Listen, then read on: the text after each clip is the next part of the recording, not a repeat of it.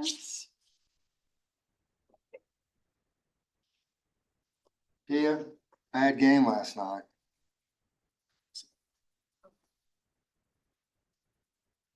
We are ready.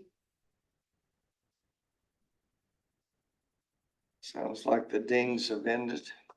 Okay. Probably because we're a hair late. Good morning, ladies and gentlemen. It is June 9th. Kind of a cloudy, rainy. I think the weatherman said we've had 5 or 6 days of rain measurable rain every day. This morning, Commissioner Kleinetz will lead us in invocation of pledge. If you're able in this room to rise, please do so. Our Father in heaven, we bow our heads this morning and give thanks for this opportunity that we have to participate in local government. We're grateful for all the freedoms that we enjoy as citizens of the United States, and we give thee thanks for that. Father, we're aware of all the people around us who are struggling with various challenges. Please allow us to be sensitive to that and come up with methods and things that we can do to help those individuals. We're grateful for all the freedom that we enjoy and ask that thou watch over our military wherever they may be. Once again, we love thee and are so grateful for all that we have and give thee thanks in the name of our Savior, Jesus Christ. Amen. Amen. I pledge allegiance to the flag of the United States of America and to the republic for which it stands, one nation, under God, indivisible, with liberty and justice for all. Thank you, Larry. First item on our agenda, approval of last week's minutes. I'll move to approve our minutes. Second. I've got a motion from Larry and a second to approve those minutes. All in favor of that motion signify by saying aye. Aye. Those opposed. Motion carried. Next up is the approval of claims. I'll move to approve claims. Second. I've got a motion from Tony and a second to approve claims. All in favor of that motion signify by saying aye. Aye. Those opposed. Motion carried. The next item is the approval of payroll. I'll move to approve payroll. Second. I've got a motion from Larry and a second to approve payroll. All in favor of that motion signify by saying aye. Aye. Those opposed. Motion carried.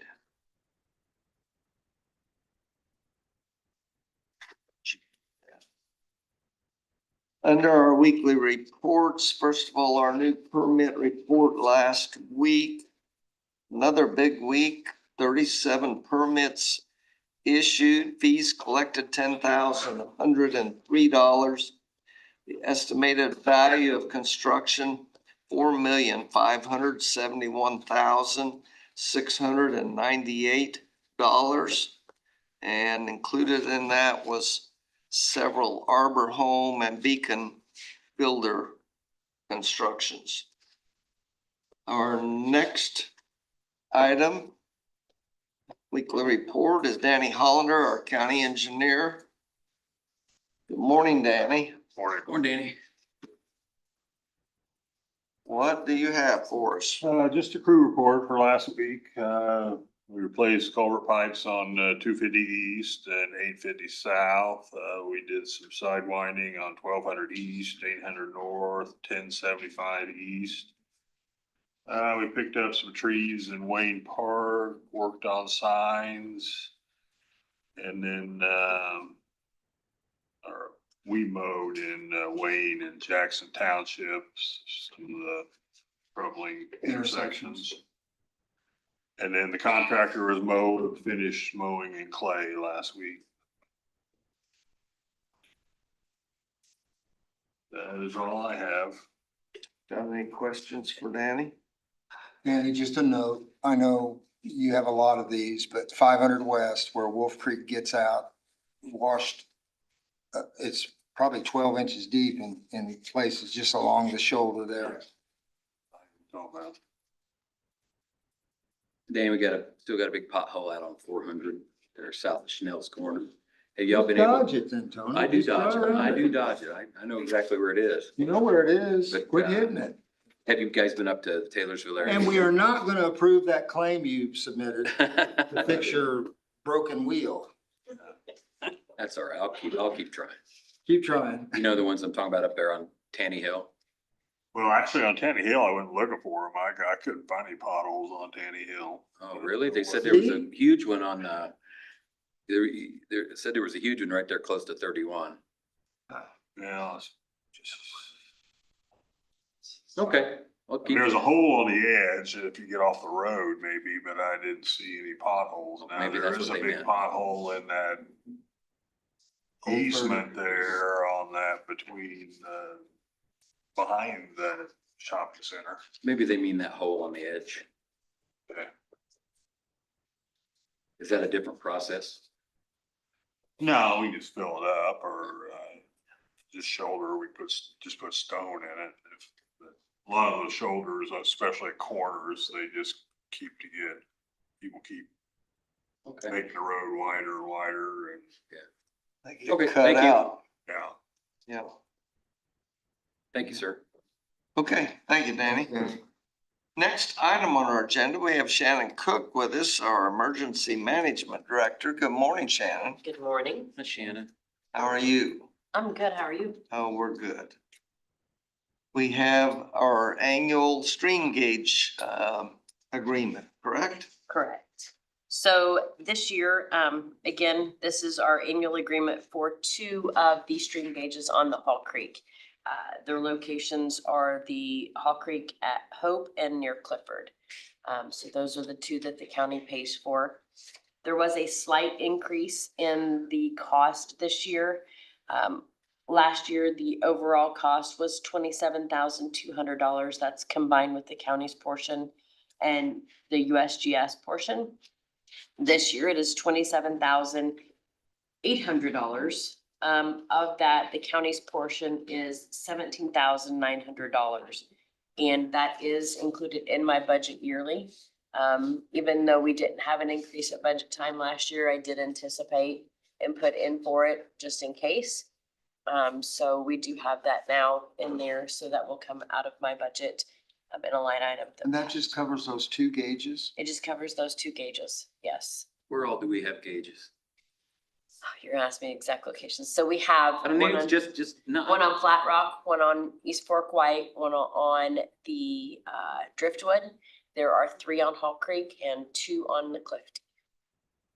Come in handy sometimes. Yes, they They do. give us early warning. Shannon, stupid It- question. Why are they not all combined? Why 2 now, 3 later, 2 after that? Why are they So not? these just- are the 2 that the county pays for. So the others are paid for, if I remember correctly in the agreement, the city of Columbus pays for a Okay, couple all counties. right. And these were put in place after the 08 flood, Right, which we right. just had the anniversary of this Okay. past weekend. So, Okay, very good. Good Yeah, answer. right. Yes. Saturday was the 17th 17th anniversary. You anniversary. have the answer. So yes, these are just the 2 that we pay for, and we pay for them on a yearly basis. What this agreement covers and this cost covers, and we've actually used it a couple years ago, I think it was maybe 4 or 5 years ago. If there's anything that happens to the stream gauges, then all we have to do is call the USGS. They come in and they cover the cost. We actually had one about 5 years ago damaged by an accident, and it destroyed the stream gauge. We called the USGS. They came in, complete replacement, no cost to the county, because it's included in this agreement that we pay every year. Good answer. I would move that the approve this joint funding agreement for water resource investigation, stream flow gauges. I'll second. I've got a motion from Tony and a second to go ahead and sign this joint funding agreement with U.S. Department of the Interior for our stream gauges that Bartholomew County supports. And these 2 are both on Hawk Creek. Correct. All in favor of that motion, signify by saying aye. Aye. Those opposed. Motion carried. Right. Thank you, Shannon. Thank you. Shannon. And the weather continues to be a little fickle. I saw pictures on the phone Friday night down at neighboring Salem, Indiana. They had 7 inches of rain. And Water Street flooded. it's mostly hills and hollers down there, and guess what? It all went to the holler. And they had cars totally submerged, and so never know when a storm's gonna sit and dump. But anyway. Next item on the agenda, we've got Chad Schwank from the Sheriff's Office. Good morning, Chad. Good morning. And think what, we're gonna get some radios? Correct. Looking for approval, for 5 Kenwood mobile radios for our cars. We are gradually replacing the old Motorola's that are no longer supported by Motorola. So we still have a few of those out there in our fleet. So as we get new vehicles, we're getting the Kenwoods to replace those old ones. So this would be through ECS for 5 of those radios, for a total of $14,893. And that's part of the state quote. Yes, this is a state QPA pricing, so it'd be the same through any vendor that we get here in Indiana. I'll make a motion that we approve that request to purchase these 5 two-way radios. $14,893. Second. Second. Got a motion from Larry and a second to approve this purchase for 5 two-way radios for the Sheriff's Department. All in favor of that motion signify by saying aye. Aye. Those opposed, motion carried. Thank you, Chad. Thank you. Next item, we have our jail commander, Justin, you up there? Yep, I'm here. Yep, see ya. Go ahead and tell us what we've got here. It's our yearly service agreement for our body scanner that we use in intake. Keeps up on all the service and testing and all that. And we plan on paying for that out of commissary. Okay. Any questions for Justin? I'll make a motion that we approve that annual service agreement for our body scanner at the jail. Second. I've got a motion from Larry and a second to approve this service agreement for our body scanner at the jail. All in favor of that motion signify by saying aye. Aye. Those opposed, motion carries. Yes, I have a question. yep, This is coming out of the commissary fund, is that correct? That's correct. Okay, so my question is, why do we have a commissary fund? Why are we over? If my understanding is right, the people are there and to get, I don't know, a bag of chips. They pay for that. Why are we making money off of that? That's just something the jail has always done. So. Well, I guess Sharon, part of and I have asked this question for many years and have actually even done away with a few expenses that the jail used to collect. But I think, like in this building, if you go and buy a can of pop, you're gonna pay, I don't even know what they are in this building now, $1.50? How much? 75 and $1.75. So at the jail, do we want an inmate to go and pay 50 cents or 75 cents, which is probably the cost? of a can of pop. Yeah, do we want that? Do you want that? Or do you want them to pay what normal people would pay? So if we, and I've come to terms with that. Like, I think they ought to pay what one of our employees would pay when they go to the break room and buy a can of pop. But when they pay that, there is a profit to it. There is a profit. So what happens to the profit here? There's a company that takes that for their work. For the county? Yes, there's a company that takes care of the machines, fills them. And I think the county gets a very small portion. We don't. We used to, but we don't anymore. So I think that, to me, that's my answer and how I've become comfortable with it. I guess they need to be at the jail, they need to be just as pained when they buy a can of pop as Tina or anyone else in this building gripes when it's $1.75 for that can of pop. And I think the other thing too, Sharon, is that the state has made that legal. The state law allows those things to happen. That's not a decision we made here. The sheriff has the authority to do that. That there's, I know you've been involved in this long enough that. I take that as a compliment. Some years ago, there was a big controversy about how much money the sheriff was making Yeah, as, on top of their salary. right. Now, keep in mind, Susan, this money, isn't the sheriff's money. It's the jail's money. So, but they use it county to, jails. they use it to pay for, see, if they didn't have the commissary fund, guess who would pay for this scanning agreement? You would, the taxpayers would. But in this case, they're making the inmates pay for them because of the profit that they make off of commissary. And I think the charges in the jail are similar to what they are in other areas of our community. So that, yeah, we've battled with that before. We used to have, Sharon, we had some phone service. Oh, They were absolutely. The do you phone remember that? services, phone Well- service is just absolutely insane. But it used to be worse Those at the jail. contracts are just Yeah, crazy. They're just so, yeah, good absolutely discussion. crazy that you can't talk to your loved one unless you pay. I mean, Right. everybody Yeah. now has a cell phone Yeah, and, you Yeah. know, gets the cheapest rate. But if your loved one, yeah, no, agree. I mean, I you're don't. paying an outrageous amount of But I money. think I'm comfortable with the commissary system myself. I think the charges are similar to anywhere else in our community. And it, you know, it needs to be painful, and if they don't want to pay it, then they can drink water. And the best answer to that is you don't want to end up being behind bars. Certainly no one wants to end up being behind bars, but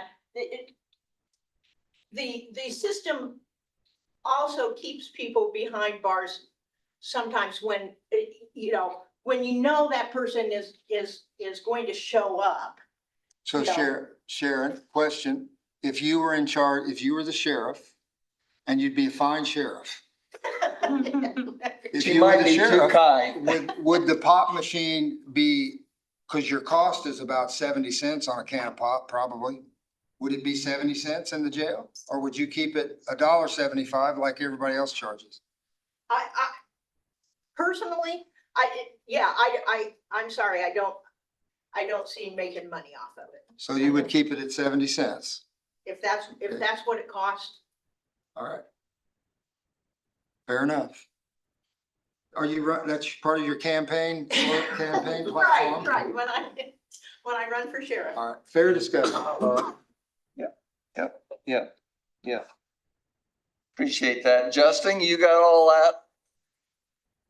I'm clear. that? Thank you for paying for that, Justin. Yeah. You're Yeah, welcome. thank you. Now, Justin, I have another question. Are we having any trouble with our scanner not picking up certain levels of drugs getting into our jail?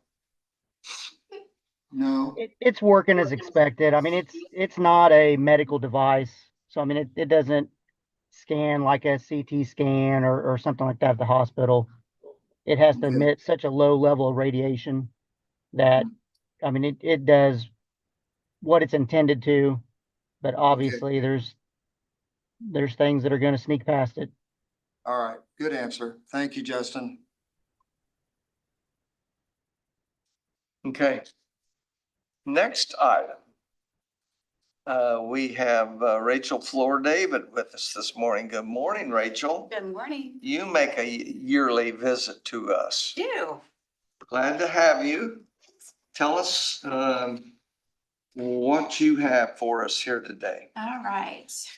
So I am here as a representative of the Bartholomew County Substance Abuse Council for our yearly grant allocation recommendations.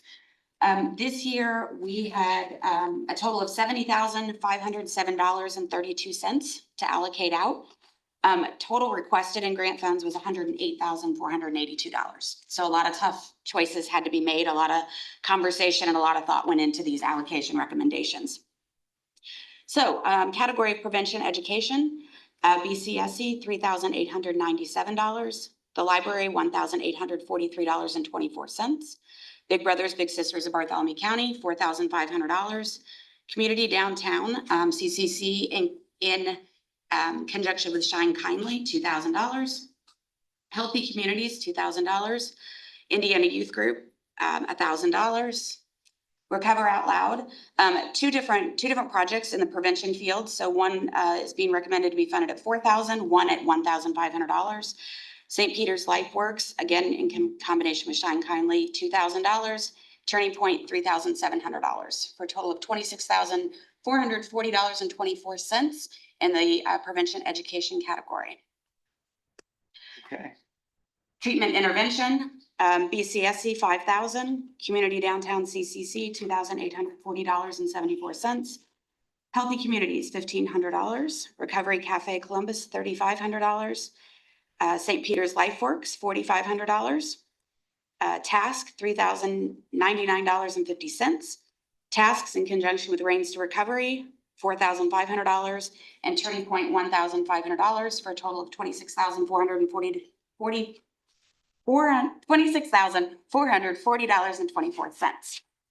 Law enforcement and justice, Bartholomew County Sheriff's Office, $2,652.04.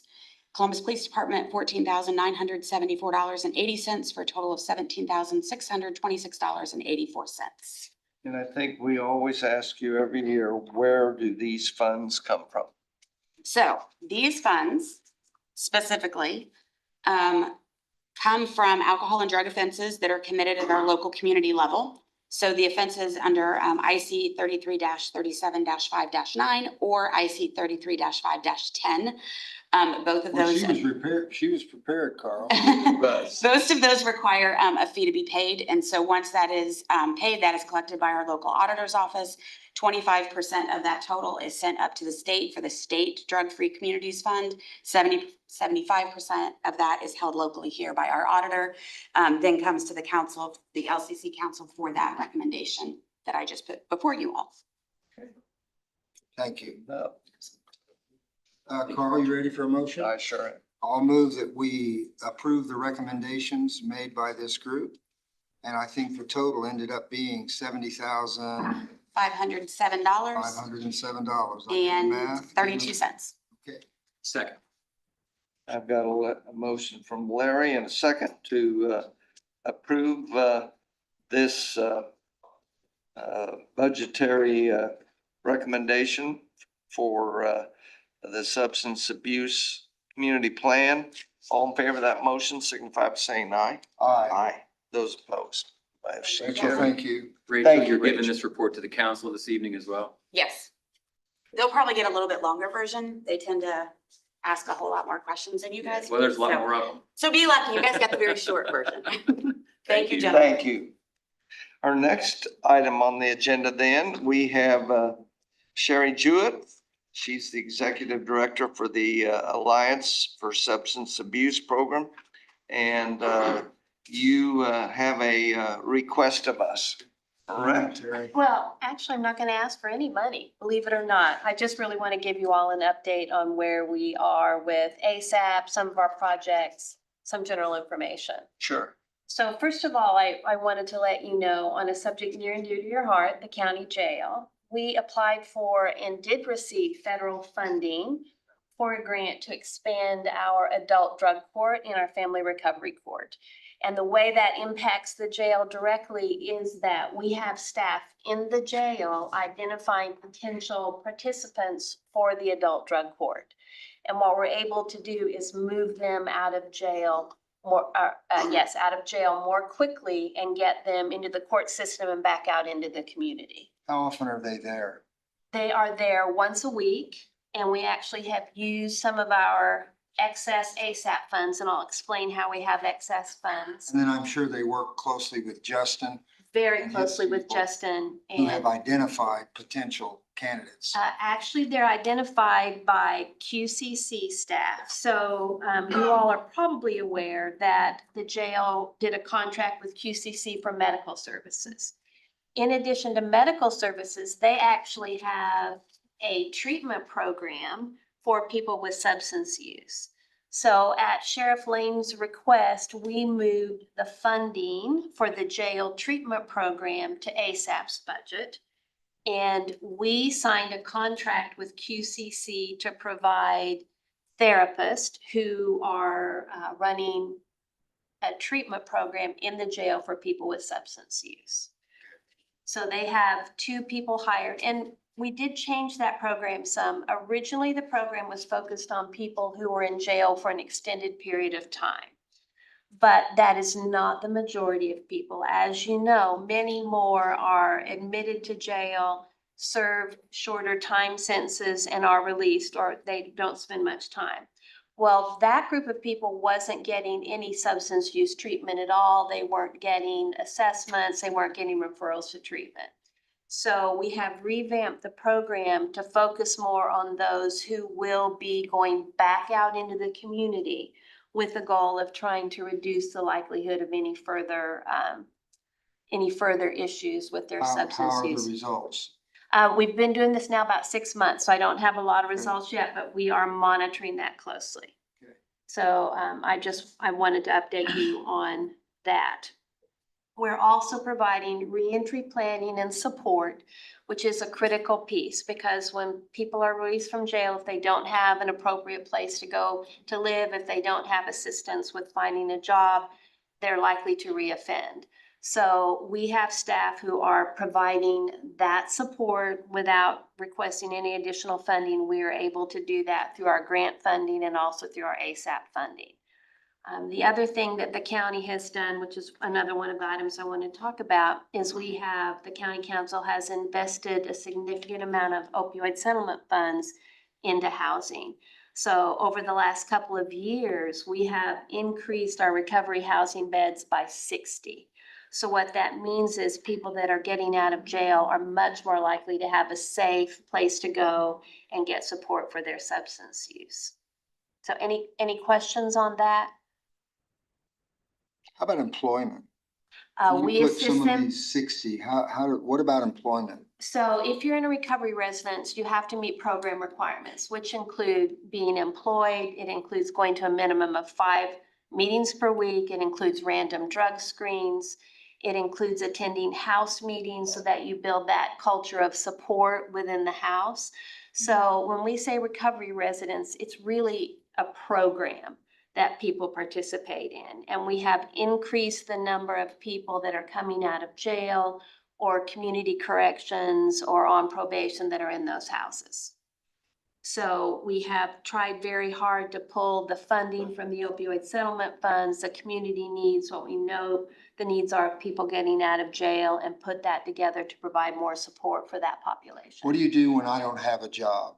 We help you find a job. How? So Who works with you is what I'm trying to get at, because I I have wanna staff. apply. I have staff. No, I mean the employers. You probably have a Oh, I go-to. do. Oh, yes. You have a DITEC. go-to, right? DITEC is, Okay. is number one. DITEC actually even has meetings, AA meetings and other meetings on site for staff. They also provide transportation. They send vans out to key points and will pick up people. Qualtronics. Do they get a piece of their hourly rate or anything like No, that? it's not like Martin Maria. So it's not kind of like that. Susan would run the jail, or Sharon would run the jail for no profit. They do it for no profit. They get employees. And remember. Okay, all And right. so that's the benefit. They are not the highest paying. I think they pay $14, $15 an hour. But the owners of that business have a heart for people with substance use. So Okay. we have a number of organizations like that. The fast food companies work with clients consistently that are in the recovery residence so that they have employment. We work with Work One. They will set people up and they can apply online for jobs. So we've really tried to pull all of that together. And I assume this is just for offenders that have used, not dealt, no violent acts. We don't, well, if they've served their time in jail and are coming out, then we would assist them. So, one, they cannot be in drug court. All of those original rules still apply, and that's up to the prosecutor. But somebody who has completed their sentence, regardless of what they've done, if they're released, then we will assist them to find housing, et cetera. We also make sure that they have health insurance. It's a new requirement of the How sheriff. do you do that? You go in, you take their application. We have insurance navigators that are on the ASAP staff. You go into jail, you get all of their information, and then you activate it when they're released. It's a new law. They're required to have. Who provides the insurance? They're most always HIP, the Healthy Indiana Plan, Taxpayers. a version of Medicaid, yes. So, no change in terms of the county's responsibility for medical, et cetera, while they're in the jail. But now, within 30 days of being released, we have to assist them in applying for insurance. So we do that. A couple of other ways that the opioid settlement funds have been used is the state gets a portion of all of the settlements, and those settlements are continuing to come through, and there are many still in the works. But they will take the money that they get, their portion of it, and offer matching funds for counties and municipalities that have opioid settlement funds. And it looks like another one of those opportunities is about to happen. They've requested letters of intent for any organization that might be interested. So we'll be meeting with county council later today to let them know that there is another matching opportunity. And what that means is it really just doubles. Whatever the county's investment is, the state will match it. For example, Dove House, the county gave them $300,000 and the state matched that with another $300,000. So anytime those opportunities come up, we want to try and maximize those. I do know that there are 3 areas, youth prevention, and I know that Rachel and Foundation for Youth will be asking for some funding. Recovery residences, we will be continuing to ask for funding for those. And then the last is transportation. And ASAP has never requested any opioid settlement funds, but we will on this one. In 2022, we applied for and received a grant for transportation. And that lasted us 3 years. And we have served almost 600 unique individuals providing transportation. And we mean to recovery meetings, to probation appointments, to family visitation. These are people that are criminally, they are involved in the criminal justice system, and they typically do not have a driver's license. So those are the 3 areas that the state will provide matching funds coming up. So any questions? I know I've given you a lot of information. And then lastly, I want to let you know that I am stepping down as executive director of ASAP. Carl knows this. I'll still be working there, but I'm going to move over and work on the grants and helping bring money in so we can do some of the things we want to do. But I appreciate all the support that you all have provided. We've hired a great person, Megan Cherry, who's operated Anchor House in Jackson County. Just a heart for dealing with this group of people. Plus she brings additional support in the whole housing and homeless area. So questions? I have worked on a couple committees here with Sherry, and first of all, I will publicly admit that I am just very I don't want to say ill-equipped, but Prepared. ill-educated in this arena. And whereas Sherry is just the exact opposite. I have bragged to her that I think it's just amazing her knowledge and this arena. It takes special people to to do this kind of work. So publicly, I want to thank you, Sherry, for being our executive director, and hope that Megan matches up to your performance here in the past. And then we wish you luck and keep trying to get all that free money we can possibly get. Yeah. Brad, you had a question. Go ahead. Sherry, could you share any more details about the federal grant that allowed for the expansion of the adult drug court, like in terms of amount and like where exactly? Sure. That is a 4-year grant for approximately $1.6 million. So it's about $400,000 a year. Provides, we're able to do things like pay program fees for people to get into recovery residence, pay for child care, assist with clothing, just general needs. And it's unusual to have money to spend for people on things like that, but this grant allows us to do that. And then just a quick second Yeah. one, the expansion, does that have anything to do with like the number of individuals who are allowed in the drug court, and what's kind of the difference in terms of the increase? So at the federal level, they just want us to move people out of jails into drug court if they're appropriate.